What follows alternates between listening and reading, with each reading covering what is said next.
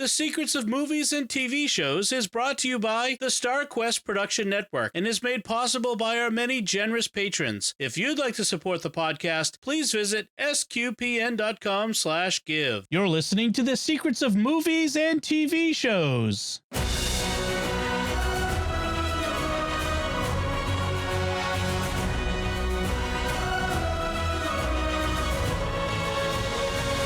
Hi, I'm Dom Bettinelli, and you're listening to The Secrets of Indiana Jones and the Kingdom of the Crystal Skull, where we will discuss the hidden layers and deeper meanings of this movie. Joining me today on the panel are Shelly Kelly. Hey, Shelly. Hello, Dom. And Thomas Salerno. Hey, Thomas. Hi there, Dom.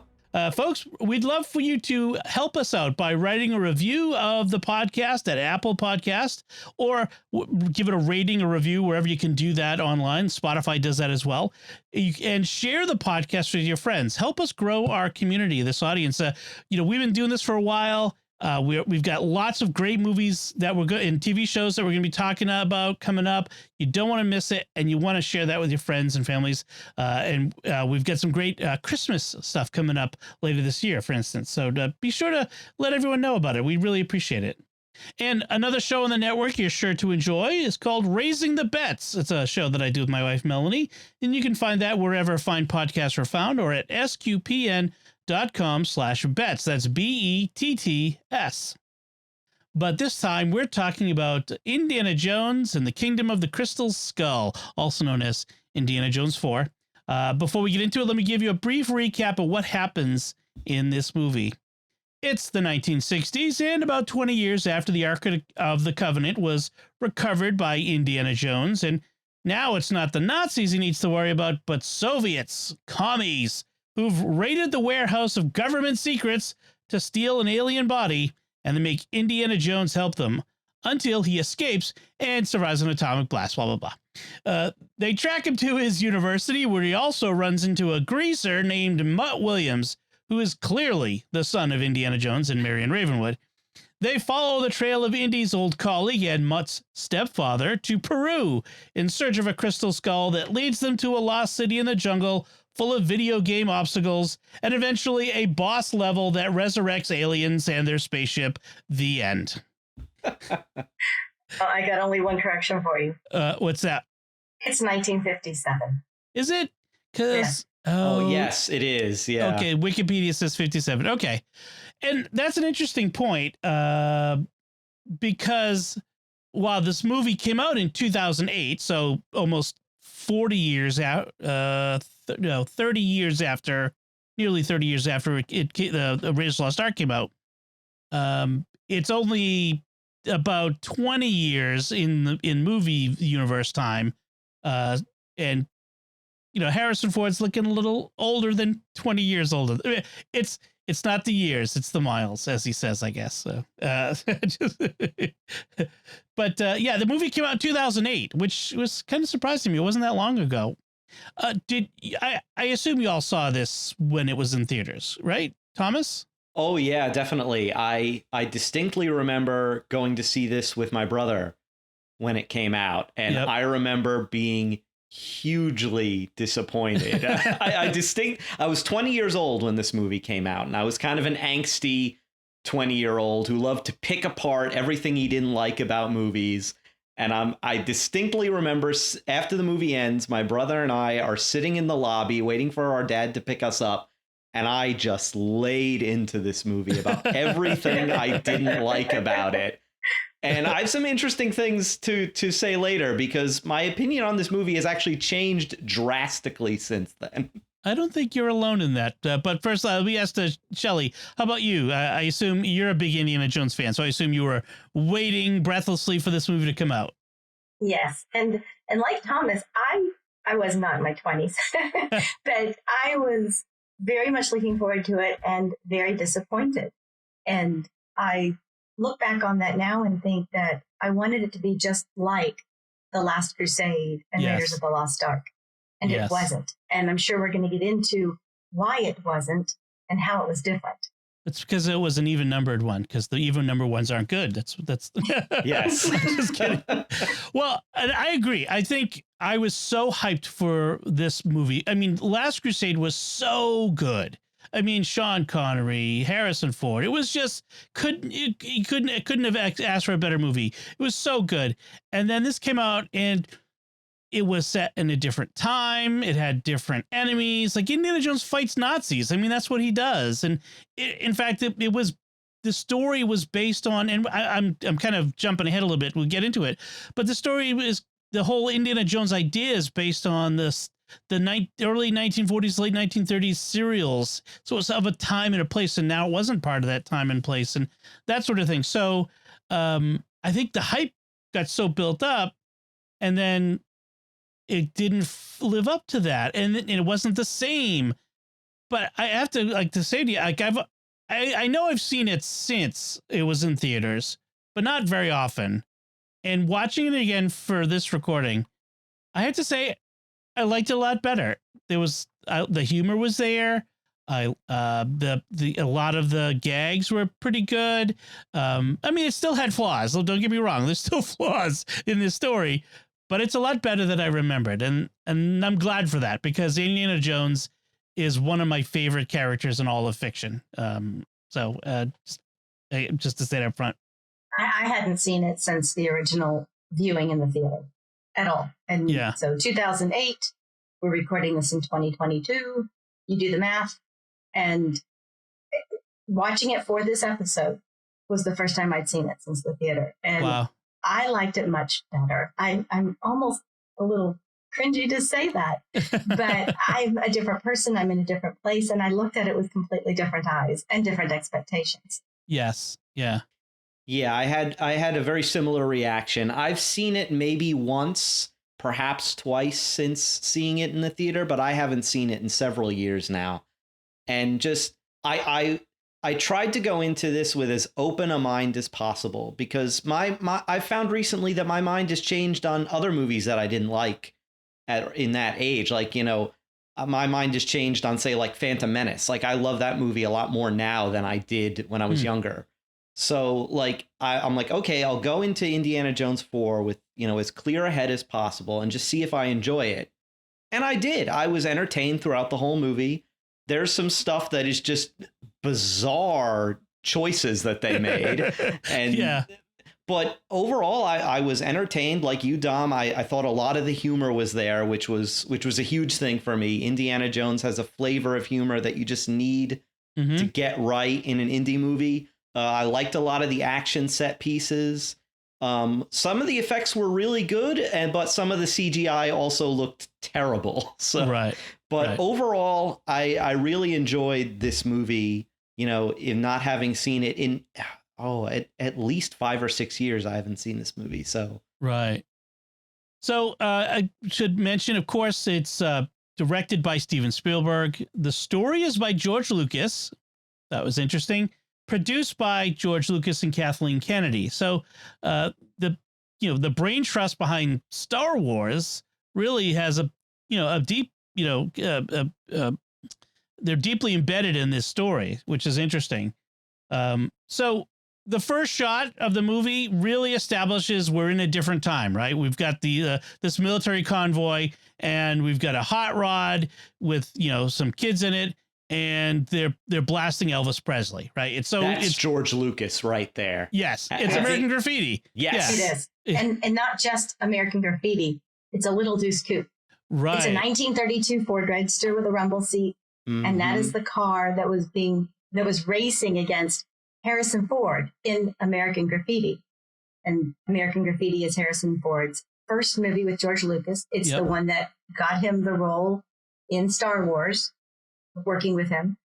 And ironically, it's racing against a 1950 Ford Deluxe, which is not the car Harrison Ford drove. But if you watch it, Harrison Ford is in that 1950 car. He's just in the trunk. Yes, he is. That's right. Also, Dom, we've talked in previous podcasts about Indiana Jones, about that Paramount logo dissolving into a mountain or something that looks like it, if you notice, it dissolves into basically a groundhog mound. Yes. And they're playing You Ain't Nothing But a Hound Dog, and there's that groundhog that comes scrambling up out of it. The prairie dog farm was there. Yeah, that was funny. Yeah, they always have to dissolve the Paramount logo, and I mean, they're making Indiana Jones 5, and Paramount is now, I mean, I don't even know if they're still being made by Paramount or if Paramount is even the logo, but they got to have it. Like, if they don't do it, it'll be wrong. Anyways, that's Indiana Jones 5. So you have these Russians disguised as American soldiers, like an American military convoy, attacking an American military base, that's about to go through an atomic weapons test. Like, that seems ill-advised because, they would think that security might be really high or something.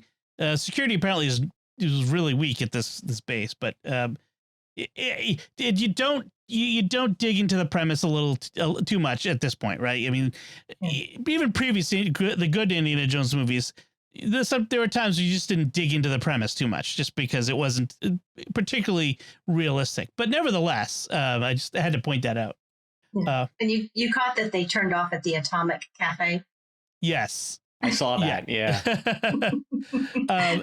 Also in this movie, Cate Blanchett as outrageous, evil, actually, she's a Soviet, but she says she's Ukrainian, which is interesting, scientist. I mean, she's basically Natasha from Boris and Natasha. She's got that that accent that's like, and she's a psychic. She's got these psychic powers, which is a lot of fun. And they're at the secret government warehouse where the Ark was stored, which we end up seeing the Ark later on. And Indy's being betrayed by his friend. I forget the character's name, but Mac, that's right. His friend Mac has turned on him, but it turns out that Mac is actually a double agent. Or a triple agent, maybe, if you think about it. He says he lied about that later in the movie. That he lied about being a triple agent. Yeah. Well, he says I lied about being a double agent. Right. Yes. So he's all over the place in this movie. Yeah. Mm-hmm. Yeah. Yeah, I think he just forgets. He's just after the gold. He's just kind of after the gold because he has this bad gambling habit. And he leads with that pretty early on. I'll bet you 500 we get out of this. And then what's his name? Dovchenko shows up. He's like, maybe 100.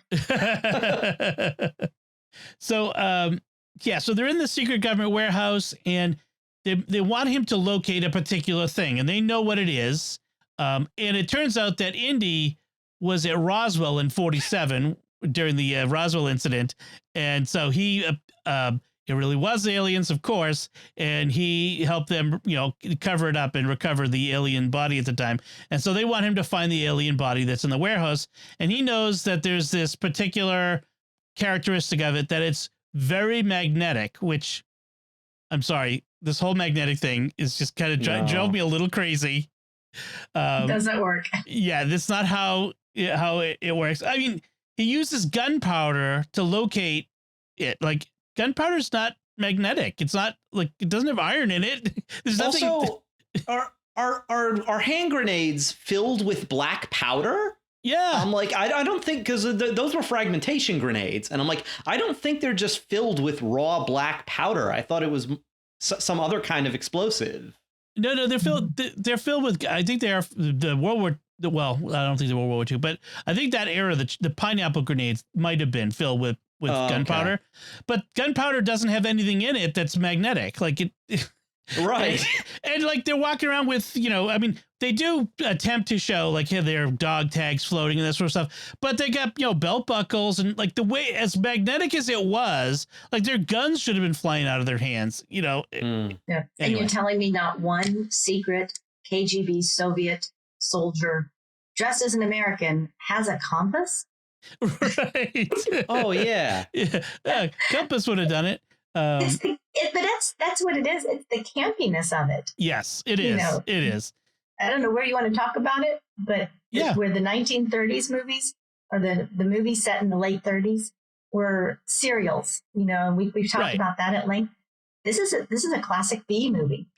Yes. This is your sci-fi horror flick B movie that, and I don't know how much you know, but the B movies were like the second billing movies that were made by low budget studios to be showed with double features back in the day when, your parents said, well, when I was a kid in the 50s, we'd go for a nickel or a dime and we'd get in and see a double feature.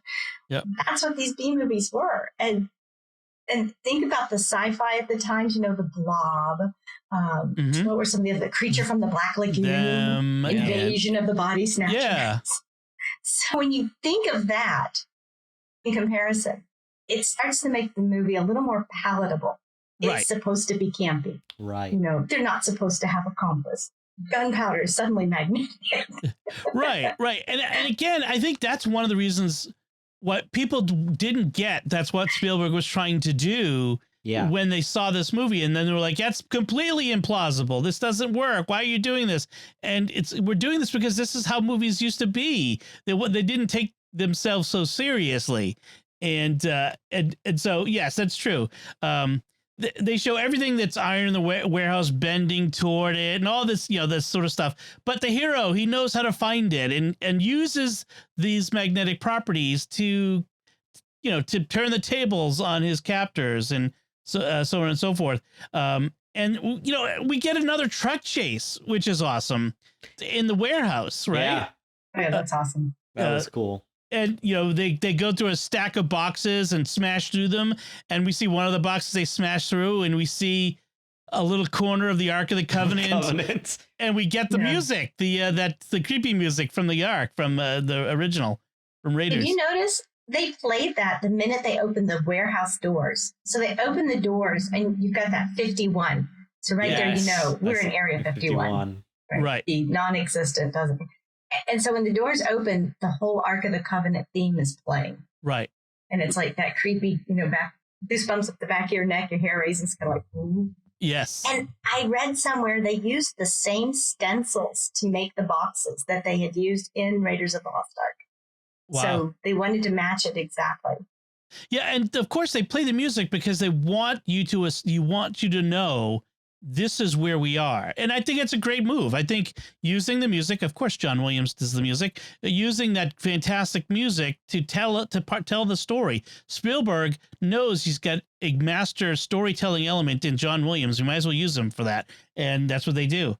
So he ends up on through all the craziness, a rocket sled into the desert with the other guy, which again, it's campy because you'd never be able to survive that.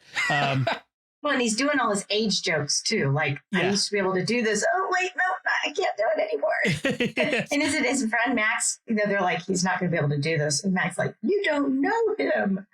Yes. Well, he's just reminding us.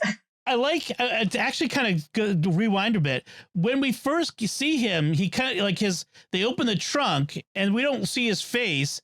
And they pull this guy out, and you see the hat rolling across the ground, and then you see him stand, and he's like in shadow, and you see him put the hat on, and that iconic Indiana Jones, when he puts the hat on, he's there. It's like Superman, like taking off the suit and taking off the glasses. He's now Indiana Jones, and so that I did love that. Yeah, but there was age jokes and that sort of stuff.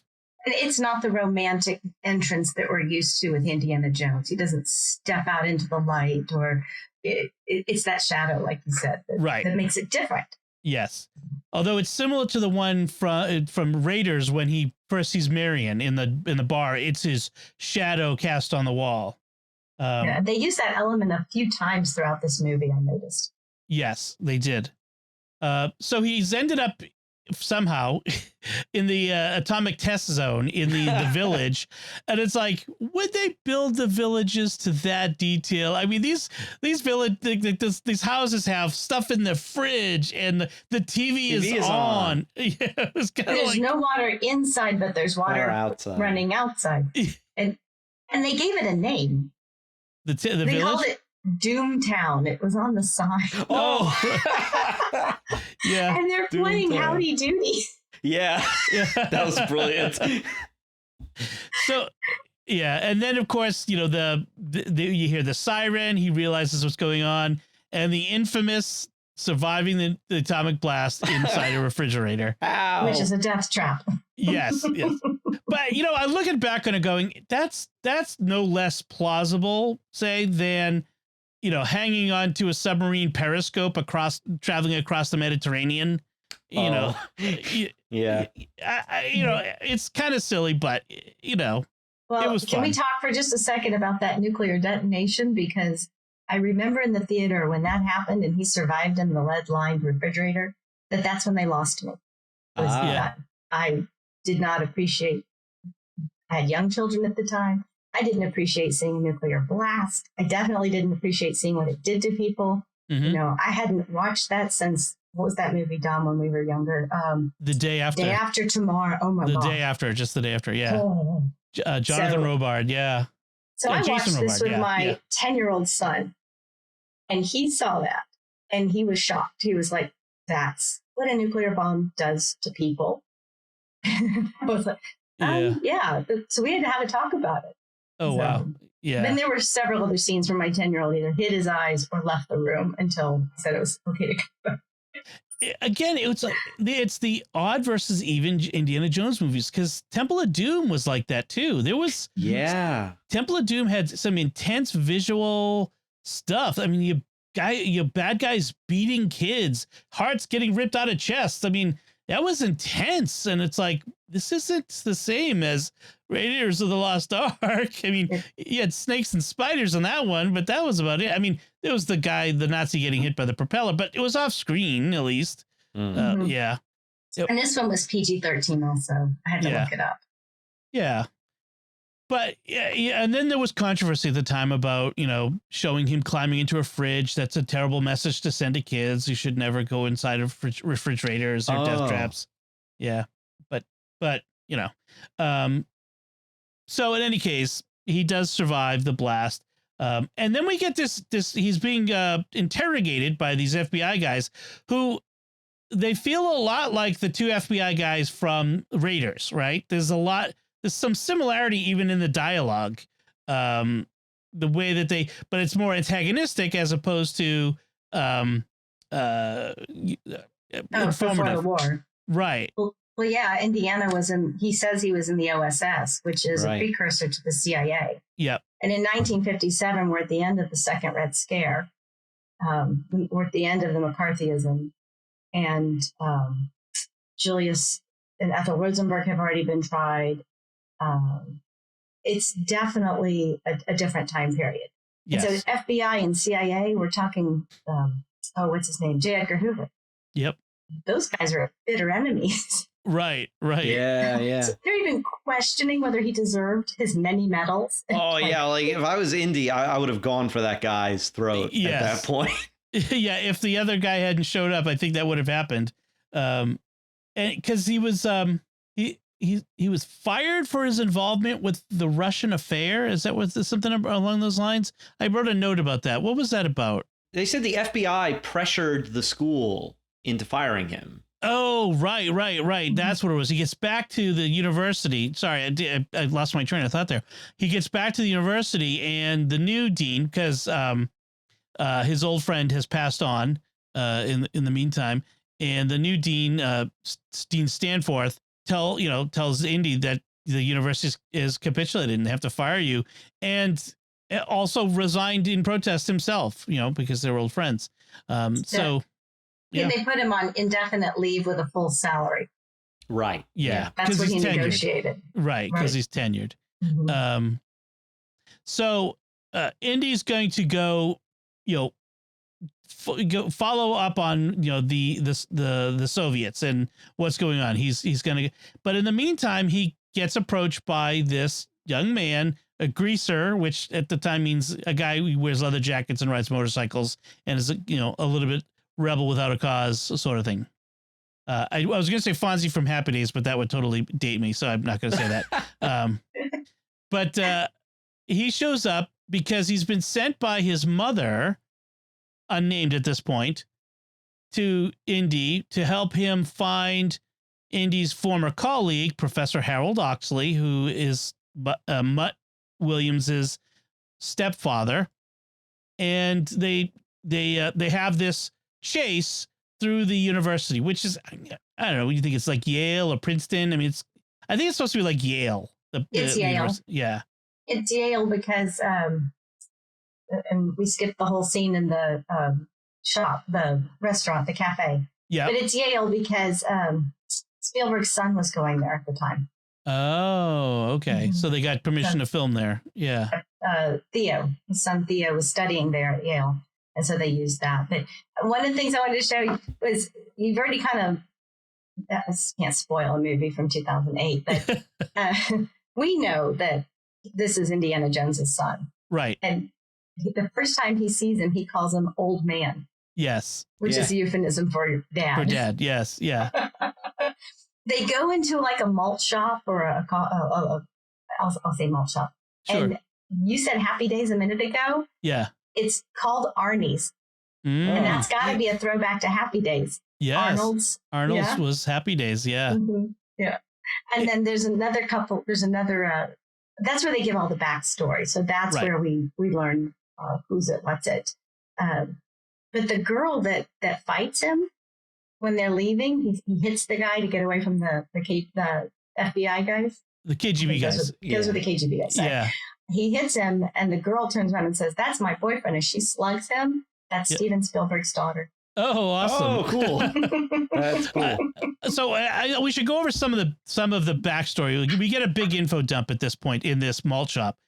So Mutt says the story he's been told is he's an orphan whose dad died in the war, and Oxley adopted him, and Oxley's life is in danger. He was looking for the Mitchell Hedges crystal skull, which is a thing, actually. Yeah. There is the crystal skulls. I should have brought Jimmy Aiken on to talk about it, but crystal skulls are real. They don't look like the ones in the movie necessarily. There have been some claimed that look like that, but in general, they look like human skulls. And some of them are pretty mysterious. Like, how did they make them? You know, it doesn't seem to be, and they're quite old, and it's kind of unclear how they could have carved them that they didn't fall apart with such detail. And so they had certain techniques and skills that we don't understand today.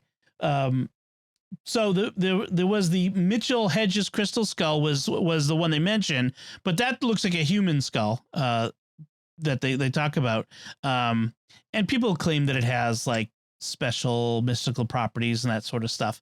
I don't know, maybe, but maybe not. So, and then they mention that Oxley was looking. So Oxley specializes in hunting down crystal skulls. They mentioned El Dorado, which in the Amazon, which is a mythical city of gold that the Spaniards were looking for in South America. And the legend is that if the crystal skull is returned to El Dorado, the person who does so will be rewarded with power over the city and the city's mystical abilities, mystical powers, which is why the Russians, like the Nazis, they're looking for an edge in the Cold War, that sort of thing. So that's why they want it. So when the KGB shows up, Mutt brandishes a knife. Did you notice this? But the KGB have guns, and Indy says, "You brought a knife to a gunfight." You know what that's a reference to, right? So it was Sean Connery in The Untouchables says that. You leave it. I forget what he says. Leave it to whatever to bring a knife to a gunfight. You bring a gun. Yeah, something like that. Right. When he's training the guys to go out there. Yes. So leave it to bring a knife to a gunfight. Did you notice the role reversal when they're sitting at the table? Here's Mutt. He's in this, black leather jacket, and he's always slicking back his hair, and he looks like the young rebel. And here's Indiana, and he's in his tweed suit, and he looks just like his father. Yes, that's right. That's right. He's very proper, very much a professor. Yep. No, and he's like, well, now calm down. You don't have to get sore all the time just to prove how tough you are. And then, and they start that fight, and I wanted to start singing, "When you're a jet, you're a jet." They get up there, and it's the Socias and the Greasers, and they're just going.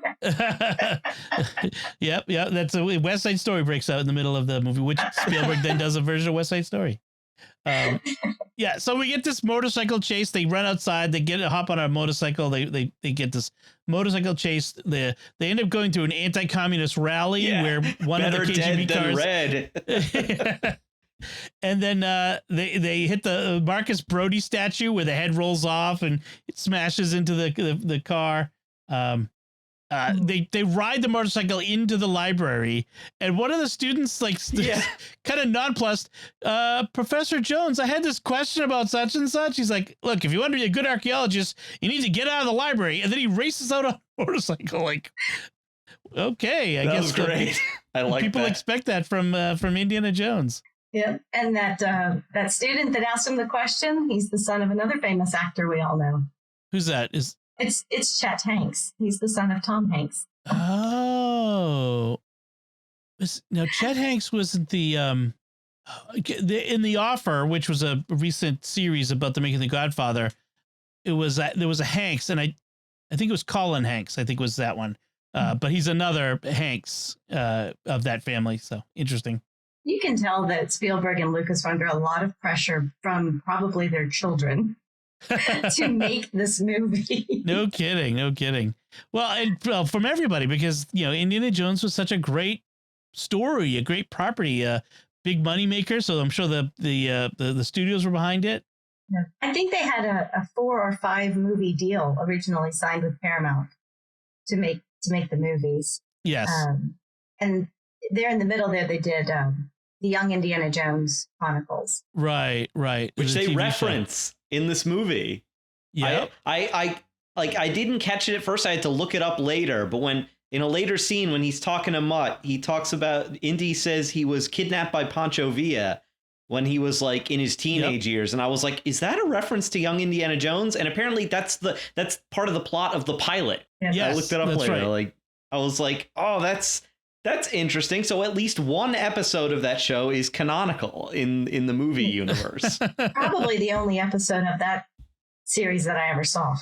I am so disappointed because I only ever saw a few episodes of the Young Indiana Jones Chronicles.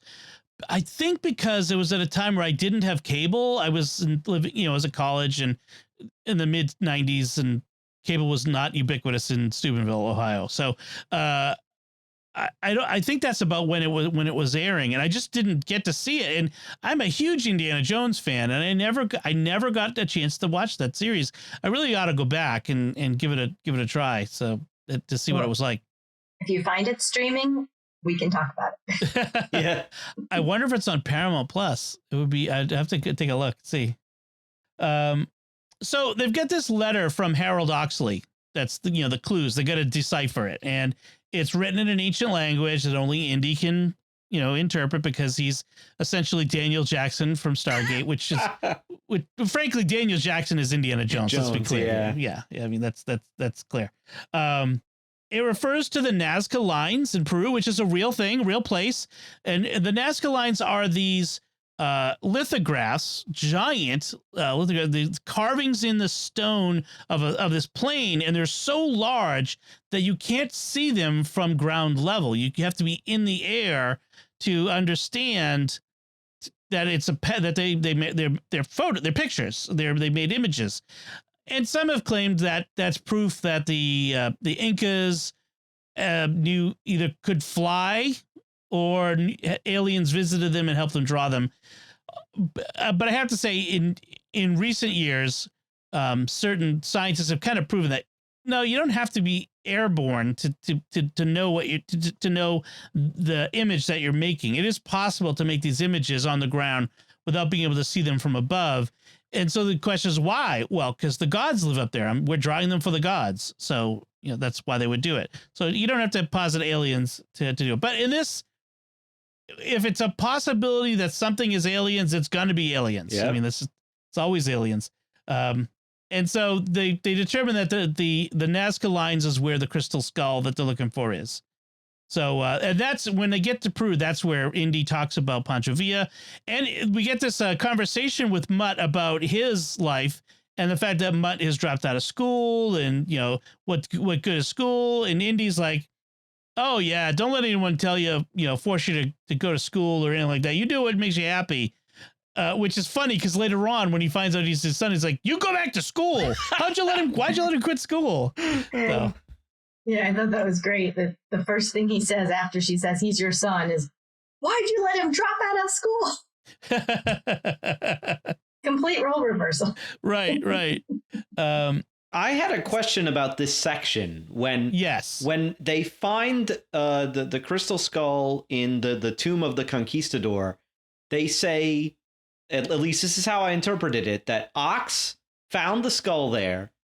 He took the skull to El Dorado, but then returned it all the way back to the tomb. Did I interpret that right? Because if I did, that's very confusing. Why would he do that? I don't think they ever explained that. Because he couldn't get in to the chamber. Oh, he couldn't get past. He got to a certain point and he couldn't get in. And then he realized that the Soviets wanted it. So he returned it back. And then he sent the letter. And the letter was, I think the riddle was something like, we said follow the lines. But It was to Oriana's cradle, guarded by the living dead. And then he does the whole cradle. Cradle does it. I think we're right to the point where they're going into the sanatorium, aren't we? Right. Yeah. And Mutt for the first time looks a little hesitant, a little scared walking. Oh, yeah. Yes. Yeah. This is his first adventure experience where he's not driving the motorcycle or in control. Oh, speaking of, we did the plane thing, with the map. Yes. Oh, and music, yeah. Did you notice they were on a cargo plane, kind of like Temple of Doom? Yep. And they brought the motorcycle. They brought the motorcycle for some reason. I kept waiting for them to zoom off of it into when they jumped out. Plane. Yeah. And I'm going to bring that up a lot of times. There are going to be times where I'm watching it. I'm going, oh, this is just like a scene in Last Crusade. Oh, yeah. Last Crusade. This is just like the Well of Souls. Oh, this is just like... Yeah. Right. Lots of callbacks. I mean, obviously we're coming to a major one in a few minutes, but there are so many callbacks to the early movies, and that was criticized. That kind of fan service was some people felt Spielberg went to that well too much. Like the movie was too derivative of the prior movies. It wasn't original enough. So I don't know. I mean, a beloved franchise. I did read somewhere that Lucas had pitched the idea of doing this fourth movie as a 1950s sci-fi B with aliens. And he pitched it to Harrison Ford, who was like, yeah, no, I don't want to do that. Yeah. And Spielberg had already done Close Encounters. He had done E.T. And they went ahead and wrote the script. And I don't know if it was the first writer or the second writer, because there were multiple writers on it. But when they had the script ready, in 1996, a little movie called Independence Day came out. Right. Oh, is that why? And they dropped it because the alien market was completely saturated. Mm-hmm. And Lucas turned and did Star Wars prequels. And it was actually Spielberg that came back around to it in the early 2000s. And he only came back to it when Lucas said, hey, what if we change it from extraterrestrials to interdimensional beings with this string theory thing? And that's when they finally were like, okay, we can make that. I actually heard that the original working title was Indiana Jones and the Saucer Men from Mars. Kind of like a very 50s B movie kind of title, which they actually reference at one point in this movie, that when they're talking about the aliens, they're like, you mean Saucer Men from Mars? And I'm like, that's I'm like, I see what you did there. You referenced the working title. Right. I saw a YouTube clip about behind the scenes, and every time they had the little clipboard that goes, smack the timer thing, it said genre on the clipboard. Interesting. That was the code name. Mm-hmm. Yeah, there was a lot of secrecy surrounding the film. Again, this was early days of social media, so they were trying to keep it quiet. So the fake titles that they registered for this movie, The City of Gods, The Destroyer of Worlds, The Fourth Corner of the Earth, The Lost City of Gold, and The Quest for the Covenant. So they were looking to keep it quiet. They also were trying to hide Karen Allen's involvement in the movie. They wanted to keep Marion's return a secret, and so there was a lot of it was a lot of attempts to keep a lot of secrecy it's not like the internet had been around with movies, but Twitter and Facebook were all pretty new at this point, and it was getting harder and harder to keep the secrecy with these movies. That's right. Forgotten that this came out in 2008, and that was the first year That's Twitter. That's when I joined Facebook. Yeah. So Twitter came out in 2007. Facebook opened up to the general audience, to the general public, I think in 07 or 08, around there. So that was the beginning of social media. So, they're in this sanitarium in Peru where Oxley has left these clues carved into his cell. This map to Oriano's grave, and like you mentioned, they go to the graveyard, and they're attacked by crazy monkey skull people. Yep, took my son out of the room for that. Just honey, go get something. Go get a snack. I'm like, what are these crazy monkey skull people? Yeah, who are these people? It was kind of weird, but okay. They protect the cemeteries, and they shoot poison darts. Yeah, which was kind of like, and especially in the scene with them again at the end. Yeah, did you not get flashbacks to the beginning of Raiders with the Jovitos? Yes, the Jovitos. Yeah. Oh, and when he's in the sanatorium and he's sweeping the floor of the cell, did you think X marks the spot, like in The Last Crusade, because he goes up high and looks down? That's right. That's another callback. So and they go into the tunnel where the burial is. Yep. And don't you think it's a dark and stormy night? It's just like the Well of Souls. Right. Or like, underneath Venice when they were going in the catacombs there. That's what I thought of. Yeah. Similarities. I liked the tilting table, the gateway that he had to figure out there. That was pretty good. So they end up getting captured by the Russians again and taken to Peru. I guess they weren't in Peru at this point. They were in or were they? I have my note. They were taken to Peru, but were they in another country, Chile, Argentina, or no? They were in Peru, but I think they were near Cusco. Capital. They took them to and then they get Brazil. Taken, to like Amazonia. They took them to Iquitos, and then they went up the Amazon by boat to a place called Ilha Aramaca. Okay. That's what I wrote down from watching the map. The map, yes. Yeah. And then that's where Dr. Creepy Lady talks about how the Roswell alien skeleton is made of pure crystal. She was just super creepy. Yeah. Dr. Creepy Lady.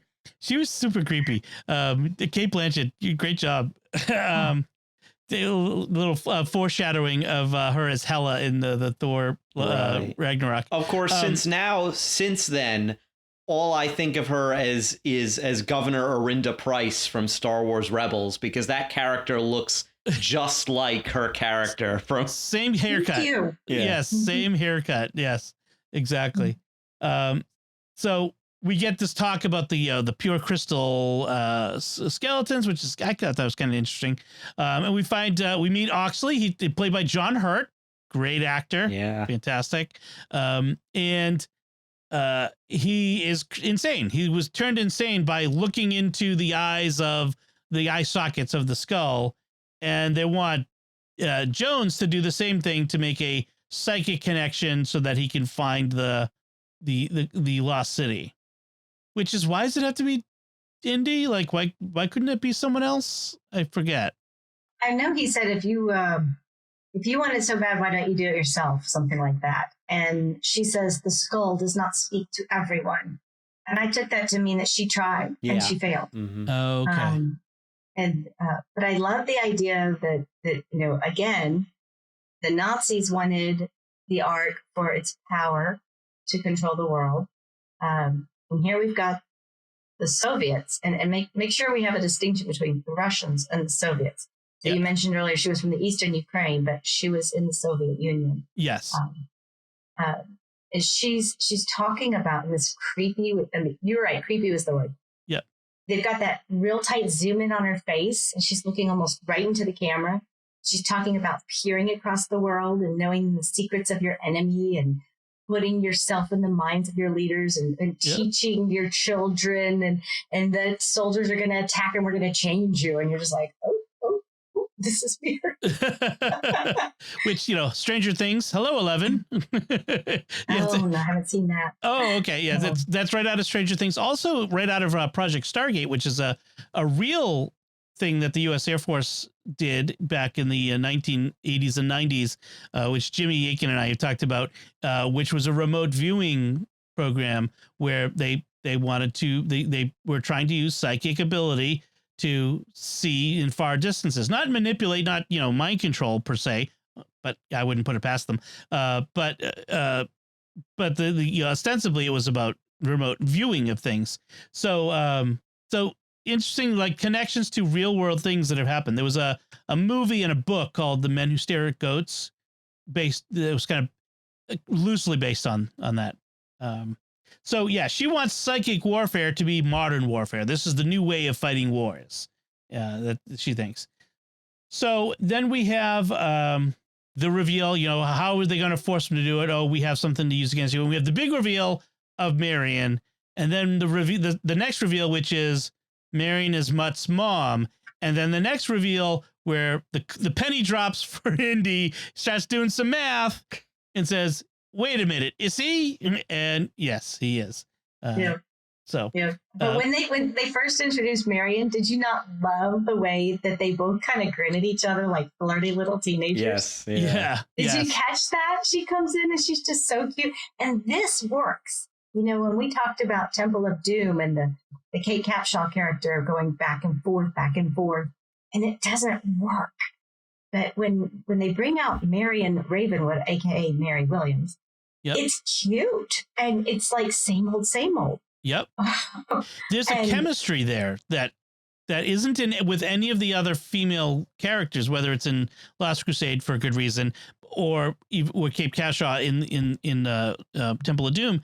But there's that chemistry, and she had the same kind of little smile in Raiders when she first sees him in Mongolia or Tibet or whatever it was, where he walks in. She's mad at him, but there's still that little smile there, and she's Indiana Jones. Yeah, and then bam, sock someone. And the action really just starts right there. And well, first we didn't mention that Mutt, is very disturbed. He's distraught that his the man who has raised him. I don't think they were married. But the man who has been his father figure all his life is lost to him, and he's actually getting emotional over it. Very much a father-son movie here. Mm-hmm. But they end up in that quicksand. Oh, no, I'm sorry. He corrected it. It was a dry sand pit. Yeah. And then he's like pontificating all the things. And she's like, that was funny. It doesn't matter. And she tells him his name is Henry Jones the third. And that's when he blows up. Why didn't you make him finish school? Yes. And I'm sitting there laughing. Oh my gosh. When they reveal at the end of Last Crusade that we named the dog Indiana. Right. What's this junior business? And now here's Mutt. Mutt. Right. Henry's dog's name is Mutt. Right. A name I chose, just like his father chose Indiana. Yeah. Right.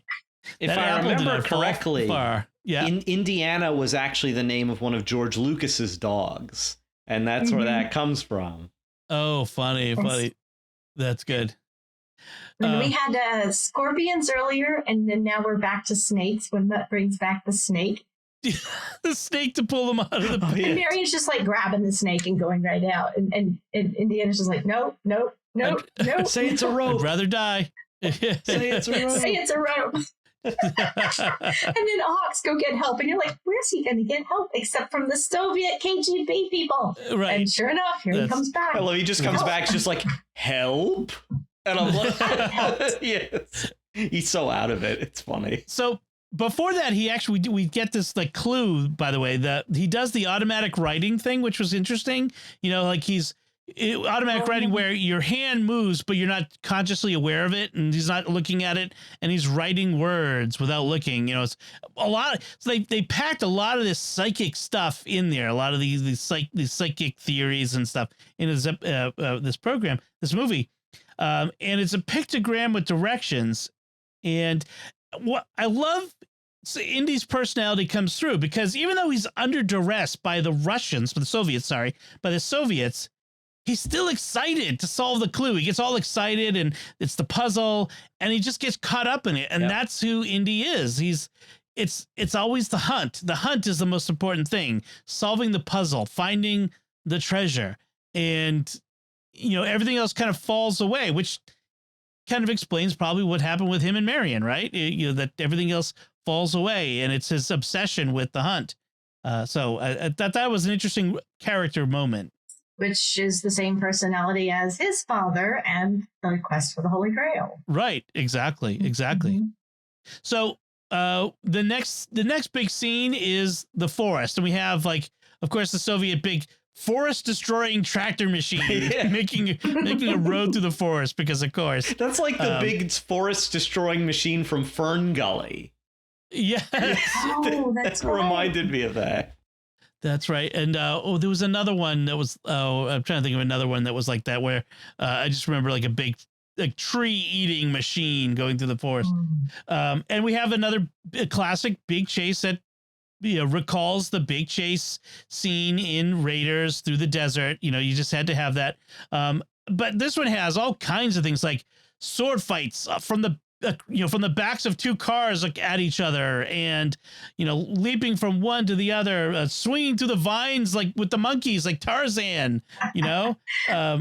Just this crazy series of events until the end, where they land on this giant anthill. That was really creepy. Yes. Oh, that was disturbing. Now, I remember I was a little know-it-all back in 2008 when this came out, and I remember being irked that, because, like, I knew what those ants were.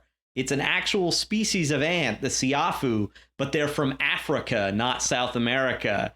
And I remember being a little know-it-all going, actually, those ants are from Africa. It's like, and now I watch it, I'm like, why did I care about that so much? Yeah, that's right. That's right. Do they really swarm and eat a man in seconds or minutes? No, they have been known to kill people in their sleep. Yeah. I remember seeing a documentary about it on TV, like, because, many people sleep on the ground or on, like, in poor regions in Africa, or just on little cots, and they can actually, go into orifices on your face and suffocate you, but they don't, like, dissolve your body like what happens in this. Yeah. Like I think I sent my son to take a shower. Trust me, son, you'll be out before they finish eating everybody. Yeah, a creepy doctor lady hanging from a branch, and they're like forming a ladder to get out. Oh, yeah. Ants can do that. Yeah. They actually can do that. They create ladders of their bodies to reach other places. So that is not unknown. I wanted to ask, how did you like the scene inside the truck, in the back of the truck? Yes. When they're explaining the whole, wait, my dad was an RAF pilot. He's a war hero. No, honey, Colin was just your stepfather. We started dating. You already threw. And Indiana's like, wait a minute. I introduced you. You married him. And they're actually acting like, Indiana's acting like his own father. And they're having that where they're kicking the guy at the same time. And all I can think of is that scene in Last Crusade where they're tied together in the fireplace. Yes. And, yeah. Can you get my knife? Oh, son, I'm so sorry. I dropped it. Right. And then he's like, then he apologizes for starting the fire. That was a great scene. He wiggles the knife out of the boot. Yeah, it's just fun. Yeah. That whole scene right there, except for the ends, is fun. There's banter back and forth. Oh, don't be such a child. Shut up and find something to fight with. The Raiders march is playing. You've got the whole do do do do. And the sword fighting over the vehicle. And here's mom driving. And she's like, you need to riposte. You need to parry. It's just like a sports mom, right, Yeah, yes, Throw strikes. It's not a match, Mom. Yes, that's right. That's right. Yeah, because creepy doctor lady walks around with a sword. By the way, I totally forgot to mention the sword. Yeah, Chekhov's sword there. Because it's only funny in two places. Yes, exactly. So and of course, at one point, one of the cars goes off a cliff. I mean, it just has to. There's always going to be a giant, improbable cliff. Like, where did this cliff come from? Raiders was the same way. Like, we're driving, along the desert. We're in the desert outside of Cairo, right? And then suddenly there's a giant cliff. Like, where did that come from? We traveled through a dimensional gate? Like, where did that? And I mean, so again, it's not just Crystal Skull that has these improbabilities. We just kind of, I think we kind of were harsher on Crystal Skull than we were on the other movies. So they end up. Sorry, 3 times it drops? Yes. I was going to say 3 waterfalls. Did either of you ever see Land of the Lost? Yes. Oh, the old one. Going over. Oh. See, I only saw the 90s Land of the Lost because that's when I was growing up. I have not seen the original. I'm dating us over here.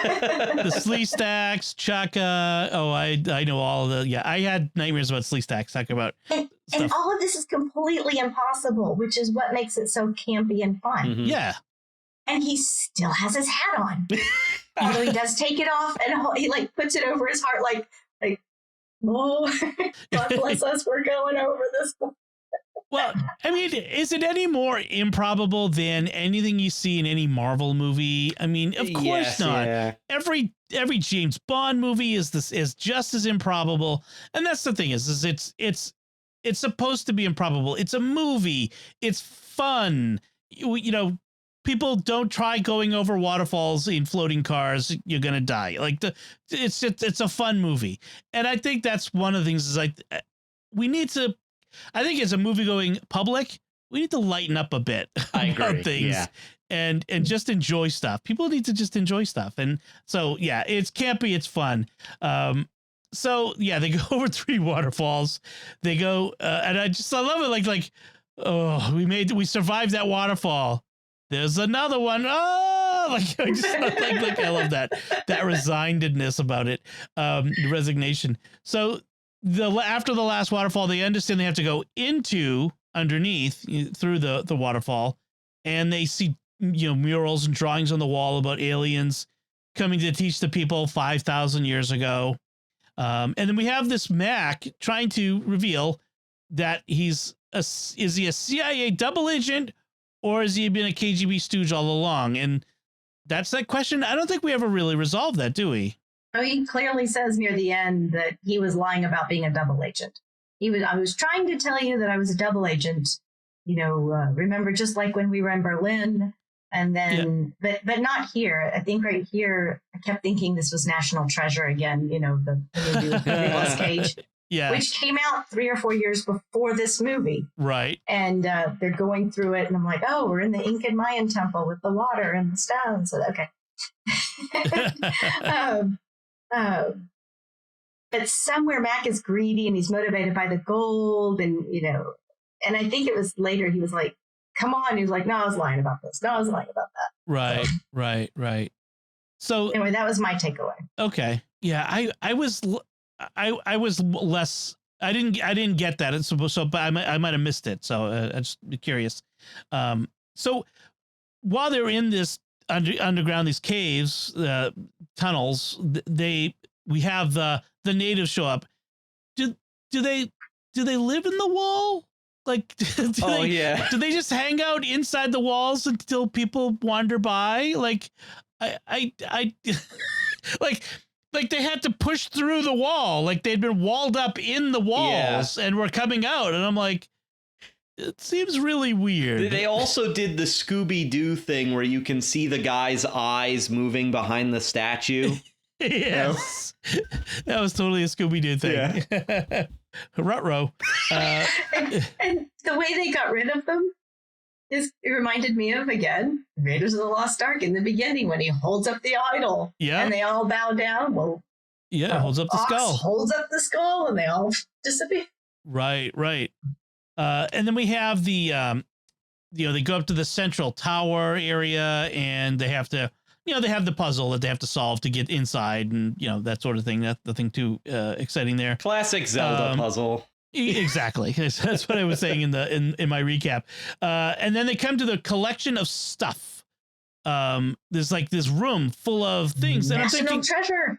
Well, But this stuff, like the aliens were there 5,000 years ago, but there was a lot of stuff that wasn't that old. Like there was clearly stuff from like, within the last couple thousand years at least, but maybe even earlier than that. I think there might have been some stuff.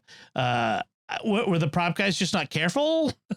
Or did the aliens leave not that long ago? I thought that was kind of weird.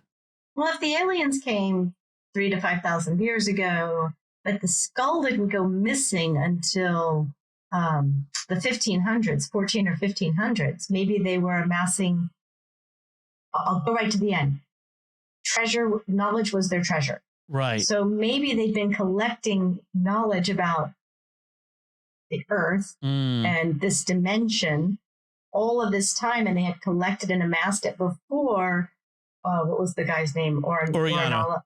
Thank you. Before he came and somebody in that group took one of the skulls, or it got knocked off or however. Because once you put the skull back, they all went back to a single, that was the really weird part. There's a circle at 13, and now we've got Dr. Creepy Woman again, and she comes and puts the skull back on and clink, and all of a sudden the room starts to fall apart and it starts to spin, and all 13 of them blend down together into one being, which looks a lot like the guy from Close Encounters of the Third Kind.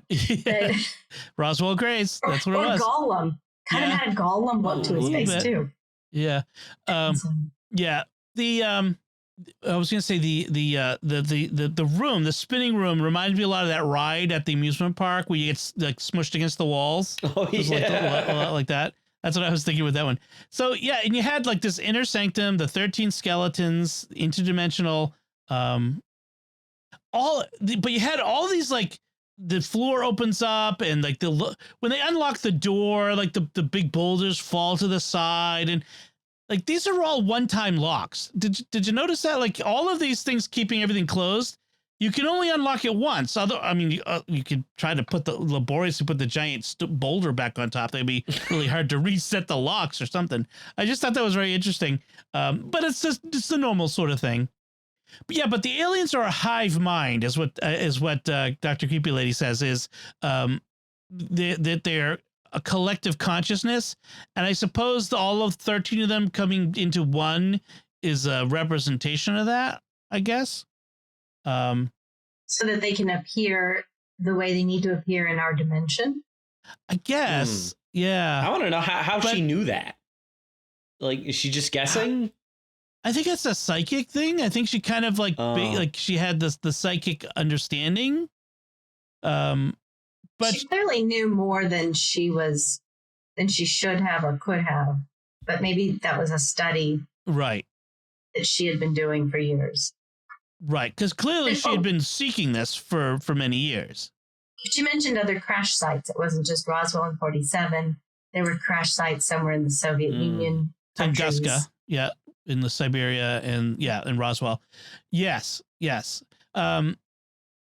that and so her gift that she wants to know everything they know, she wants to eat of the fruit of the garden of the Garden of Eden, the fruit of the tree of knowledge, right, which has been forbidden us.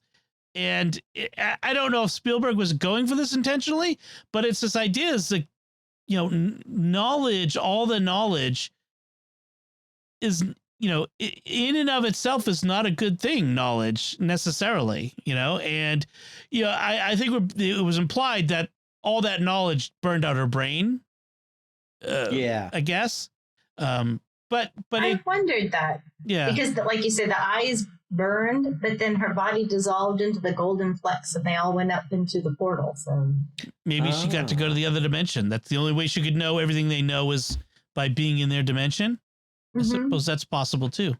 Oh, and we got another iconic line right about here too. I know. I was about to say that same thing. You go ahead.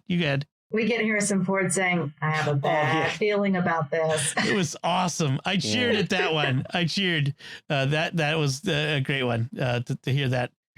Oh man, this movie was just a lot more fun without having so many expectations. If your only expectation is, "Man, I hated this movie the first time I saw it. Why would I want to see it again?" Going into it without that was just fun. Yes, I totally agree. Yeah. Yeah. I want to go back in time and slap myself upside the head. Relax. Don't worry about all those little details. Yeah. We're the ants from Africa or South America. I didn't know. You know, it's kind of interesting that the aliens turned out to be interdimensional, because it's one of the theories. I don't know if you guys have heard of Skinwalker Ranch, but it's one of the famous unexplained places. It's in Utah, and there have been really weird things happening there, like, you know, UFOs and other real weird oddities.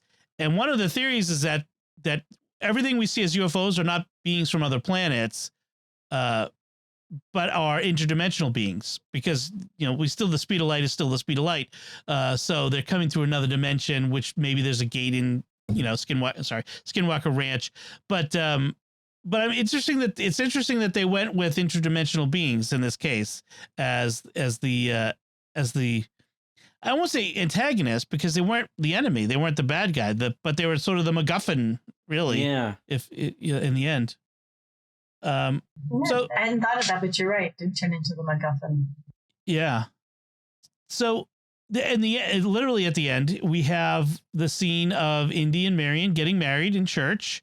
And we have this line, you know, we hear what God has put together, let no man put asunder. And so and when we hear that, the door blows open of the church and blows his hat down the aisle, because of course he's not wearing the hat in the church. And Mutt picks it up and is about to put it on, and Indy takes it back. And there's clearly, I'm not ready to pass on the legacy to you yet, which I think is interesting. That was great. It was. Go ahead. I'm sorry. There was one more father-son kind of moment that I thought was really funny.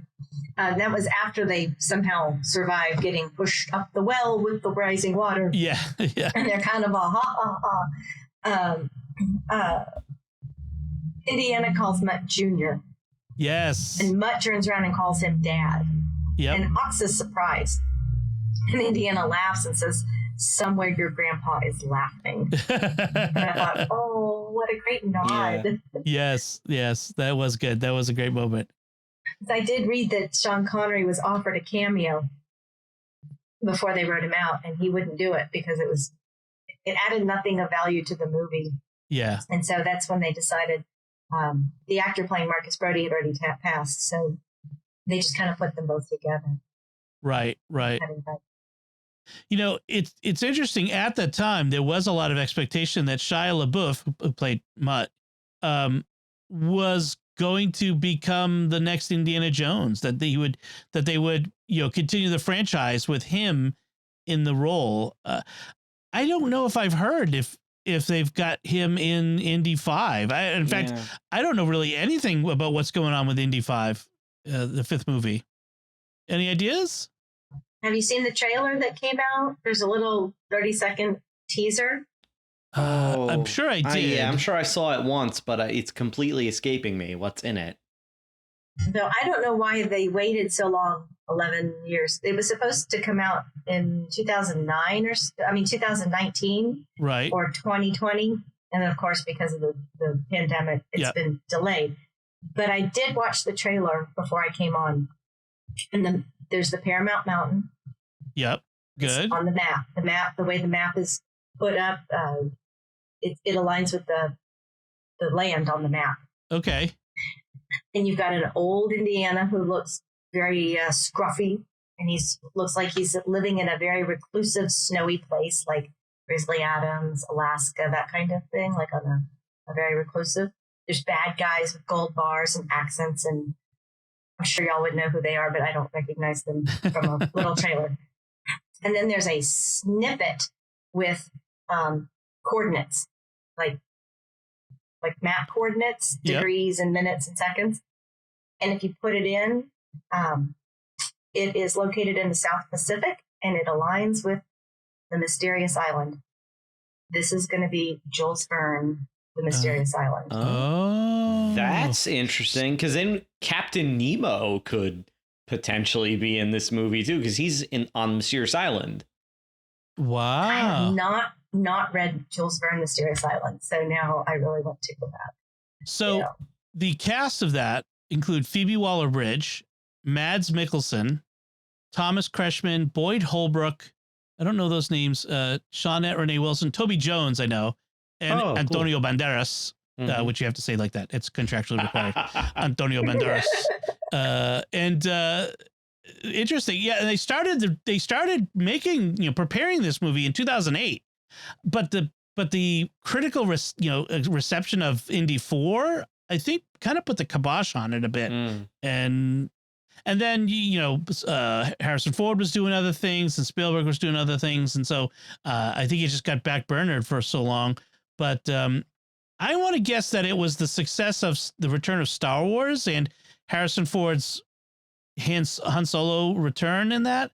I bet that kind of gave it a little bit of goose and said, you know what, we really ought to revive this and bring it back. Because that would, I'm looking at what Spielberg was doing in the meantime. So he did Tintin, War Horse, Lincoln, Bridge of Spies, the BFG, which I don't know anybody who saw that. No. The Post, Ready Player One, West Side Story, and The Fabelmans. That's what he's been doing since Indiana Jones. Tintin is actually a great quasi Indiana Jones movie. By the way, it is so much like an Indiana Jones movie, just animated. It's great. Yeah. If you haven't seen it, definitely check it out. Oh yeah. I mean, the fact is, I've seen one of those. I should have seen more. Like, I think I would probably like Bridge of Spies and Lincoln. But I saw Ready Player One. I should watch West Side Story. My wife watched it with my daughters while I was away. So a lot of these movies I don't watch them with my wife, I don't end up watching them. It's like, I'm not going to just sit down and watch it. But I really ought to go back and watch that because I love West Side Story. I was in West Side Story in high school. Oh, so cool. I was a shark.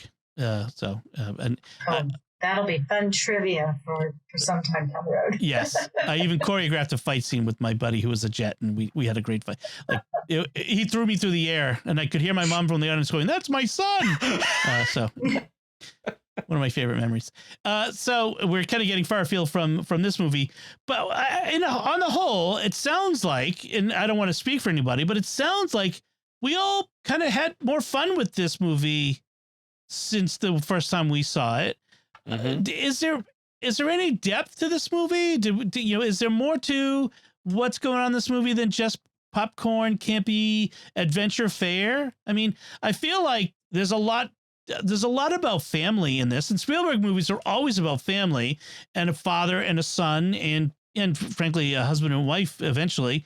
I felt like that was an important part of it. What do you all think of this movie in total, Shelly? Well, I was listening back to some of our earlier podcasts, and there were a couple of things we said there. One was that, Indiana never comes away with the treasure that he's after. Right. And so I got to thinking about what does he come away with? In Raiders, he comes away with a relationship with Marion. In Temple, he comes away with the village kids who are enslaved. In Crusade, he comes away with a relationship with his father. Yep. And in this movie, he comes away with a family, a wife and a son. Like he comes around full circle.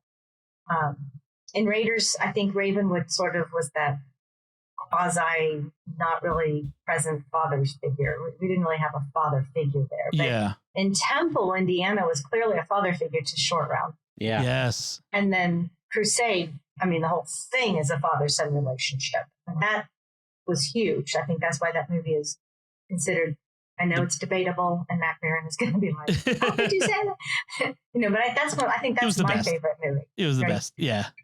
But in this movie, he discovers his son. So the roles are reversed. And that marriage at the end, it felt very final. Like, I didn't need another Indiana Jones movie. It felt like he'd finally found the treasure he was seeking. Right. So what is the next movie going to be? The treasure that he really finds? That'll be the question. As you were saying that this one, he came out with a family, and I was thinking to myself, in the end, it was about the family we found along the way. Just like that meme. Yeah. You mentioned Short Round. I saw a great picture recently of Harrison Ford and Jonathan Ke Quan, who played Short Round, who's now an adult, seeing each other for the first time like in 35 years. Because Jonathan was recently in Everything Always All at Once. I forget what the name of the movie was. Everything Everywhere All at Once, I think is the name of it. Which was kind of big lately. And they met at a premiere or something like that. But it was a really great picture of seeing them together. But you're right. I think this Indiana Jones is essentially it's an adventure story. But the essence of the character is he never really quite succeeds. He gets beat up. He's like, in 24, you get Jack Bauer, all these great characters. They are, what's interesting to them is not that they win all the time. It's that they persevere, and they may not always get, or they almost never get what they're looking for. But in the end, they get what's really valuable. And I really like that about these movies. And I hope that's what we get out of the fifth movie. Thomas, what about your final thoughts on this movie? Yeah, I agree pretty much with everything you guys have just said. I was really surprised how much I liked it, because like at the last minute when I was going to rewatch it, I started dreading, like, am I really going to hate this? But like, no, I really enjoyed it. It's a fun ride. Shia LaBeouf is actually 1,000 times better than some of the other movies he was in at around this same time, like the Transformers movies and stuff like that, which I feel is less his fault and more of like the atrocious writing in those movies. But he's 1,000 times better than this. I love all the stuff with family. I love the kinetic. The final 2/3 of the movie is almost like one giant action sequence. It doesn't let up. I think it's a great entry in the series. I like it more than Temple of Doom. I know there are some hardcore Temple of Doom fans out there. I am not one of them. And so I was actually surprised to say, like, yeah, I enjoy this more than Temple of Doom. Not as much as the other two, obviously, but I think it's definitely a decent entry in the series. And I kind of agree. They could have ended it here.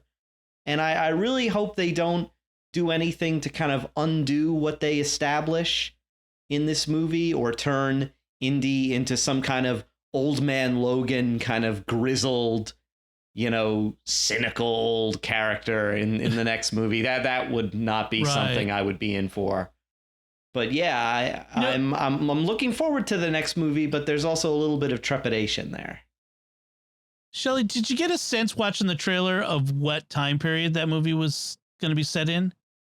No, I'm sorry, I didn't. But when you were talking just there, Tom, I got the feeling that the only thing they showed of would have been a sneak peek of him in the first, minute and 30 seconds of the film, which is kind of like Luke Skywalker being a recluse, a hermit, something's happened and I've pulled myself away from society and I can only trust myself and live here. And then all this other stuff was happening. And I'm wondering if he's going to have to come out of retirement to lend his knowledge and, maybe 700 languages. One last ride. One last ride. The reason I asked the time period is I wonder if Indiana Jones, again, works as well in, say, late 60s, early 70s as he does, like 1957 was pushing it. I felt like it was pushing it. He's really a character of that golden age of film in the, of the 30s and 40s. What style will they go for? The late 60s and early 70s, They do like a early 70s heist movie? Yeah, like the original Ocean's 11. With a lot of gold in it, gold bars, just lines and lines of gold bars in that trailer. And the bad guys are, in ski masks and that. So maybe it's something like that, like The Heist. Maybe even like a Bond movie. That would be. I was thinking that. Yeah. Yeah. That would be cool. That would be kind of an interesting. So it's not being directed by Spielberg, by the way. It's Mangold is the director for the new movie. What else has he done? Would we know? He did Logan, right? I think he did Logan. Speaking of Logan, so he's specializing in the old man series. let me pull that up again. Yeah. So Indiana Jones' fifth film, the Untitled. It's still Untitled, which is interesting. Yeah, James Mangold, who was also one of the script writers, and he has done Logan, Greatest Showman, Ford versus Ferrari, Call of the Wild, Wolverine.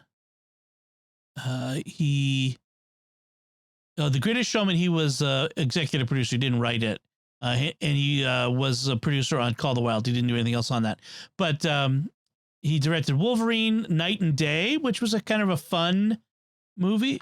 Tom Selleck and Cameron Diaz running around Boston. I remember that. 3:10 to Yuma, Walk the Line. That was the Johnny Cash movie. Identity, Kate and Leopold. So he's got bad. I didn't know who he was. I know all these movies. So he's done a variety of things, and all movies that could have connections to an Indiana Jones style movie. So, and I am seeing Shia LaBeouf on the cast. Oh, interesting. Because if he's his son, he's got to, like, even if he's just a cameo appearance, you know, they got to reference him anyway. That's interesting. All right. Anyway, that's well, when that comes out, which is looks like June 30th of 2023, we will be doing another podcast of this episode of this another episode of this podcast on that movie to complete our Indiana Jones walkthrough. It's not even a trilogy anymore. It's not a quadrilogy. No, it's just the Indiana Jones Cinematic Universe, we'll call it. And actually, this is the Young Indiana Jones Chronicles, but we won't talk about that yet. So anyway, I think we should wrap things up there. We want to take a moment to thank our patrons who make it possible for us to create the secrets of movies and TV shows, including, this was not planned, by the way, Harrison B., Dina C., George H., Marin P., and Jonathan B. Their generous donations at sqpn.com/give make it possible for us to continue the secrets of movies and TV shows and all the shows at StarQuest. And you can join them by visiting sqpn.com/give. And so that's it from us. We would love to hear what you think of Indiana Jones and the Kingdom of the Crystal Skull, which you can do by commenting on the show at sqpn.com/secrets. At the StarQuest Facebook page. You can send an email to secrets@sqpn.com or at the StarQuest Discord community at sqpn.com/discord. Until next time, Thomas Salerno, thank you for joining me and sharing the secrets of Indiana Jones and the Crystal Skull. Thanks so much, Dom. Shelly Kelly, thank you as well. Oh, I had a lot of fun. Thanks, Dom. And once again, I'm Dom Bettinelli. Thank you for listening to the secrets of movies and TV shows on StarQuest.